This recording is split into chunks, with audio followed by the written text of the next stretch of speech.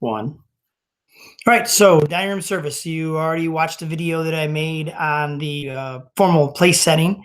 What I did not include in that was the photo of the formal place setting. So this is the way it should look when you set your tables. You can see that the bread and butter plates on the left-hand side. There's a bread and butter knife there. There's a salad fork, a dinner fork, an entree knife, a teaspoon, a soup spoon. On the top, you have a teaspoon and a salad fork, and then your glass is directly above your knife.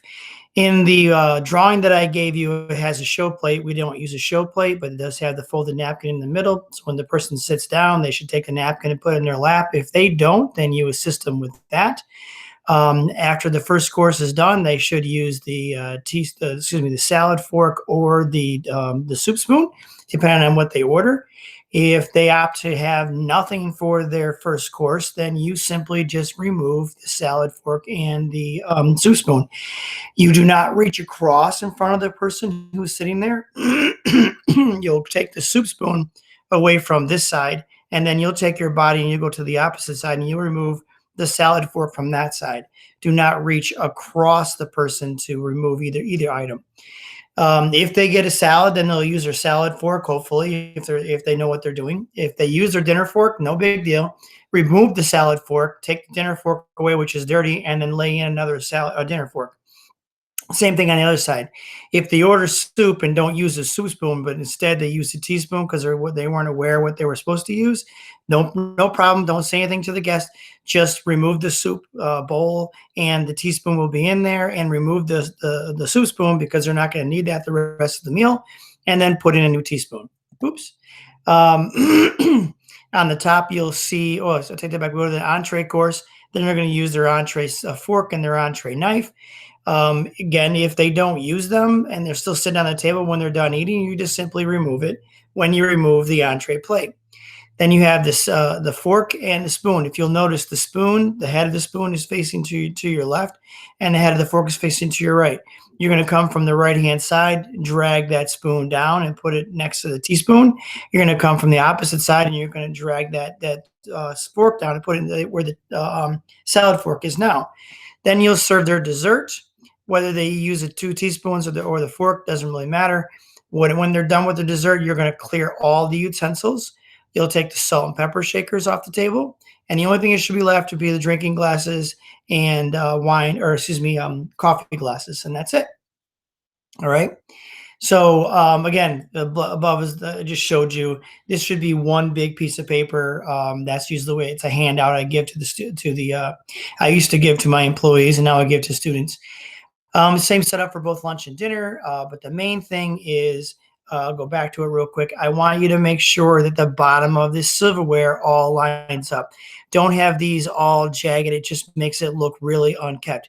And we have to make sure that we polish all the silverware every day, and we polish all the glasses every day so they look pristine and beautiful. Can't have spots. It just looks terrible. All right. Next thing is ladies first. Now, I am a strong believer in, if I hire a person to do a job, so I hire them to be a dishwasher, or I hire them to be a line cook, or I hire them to be my sous chef, I don't care if they're male, female, black, white, doesn't matter to me one way or the other. If they can do the job, they get the pay. And I fully understand that there's women have rights, and they should be treated as equals at all times. However, chivalry is not dead.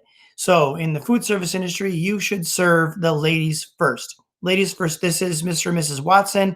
They're a married couple that used to live at Doncaster, and I asked them to pose for this photo because he always put his wife first. Pulled the chair out for her, made sure she got served first. He's a gentleman through and through.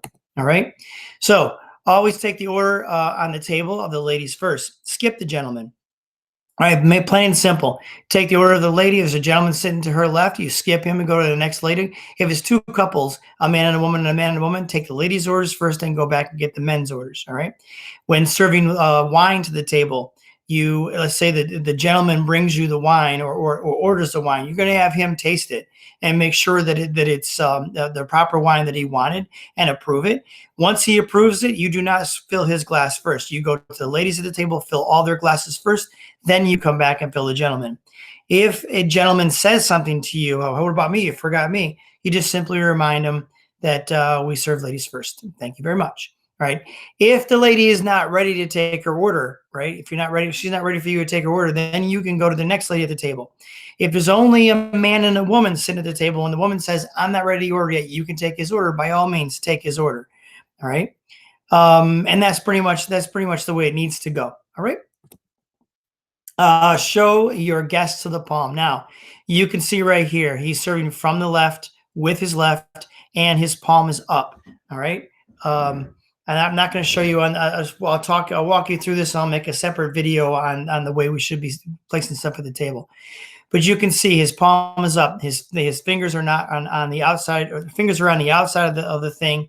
And when he's carrying it, his thumb is definitely on the rim of the plate. The inside part belongs to the chef. The rim belongs to the server. All right. But when you put it down, you want to make sure your palm is up. If you're doing your palm up, then you know you're serving it correctly. You should serve from the left with your left and clear from the right with your right, depending on whether or not there's walls or obstructions. If there's walls or obstructions, sometimes you have to skip by this. But either way, you should never reach in front of the customer. If that customer says at this point, could I please have more water? You would say, sure, no problem. And then you would go from behind the customer, from behind her, and you would serve the water from this side. You would not reach across in front of the customer. If the customer wants bread and you're standing on this side of the customer, you want to walk from behind them and put the bread on their plate on this side. So you're not reaching across. Common courtesy, just like if you were at the table and somebody wanted the butter, which was in front of you, they would ask you to pass the butter. They wouldn't reach in front of you.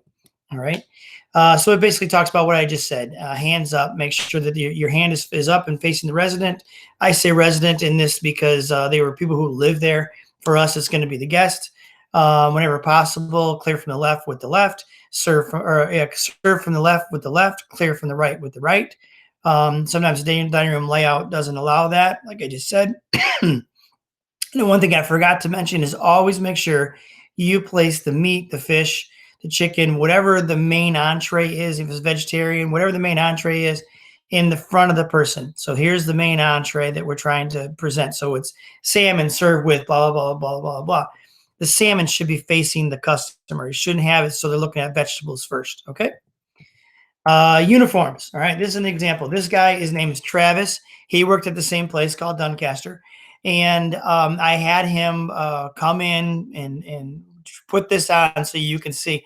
If you're sitting at the bar in some restaurant and this guy comes out because he's going to get himself a soda at the bar, and he's got his dreadlocks out, he's got a chef coat that's unbuttoned, he's got a white apron on, and it's got all kinds of stains on it.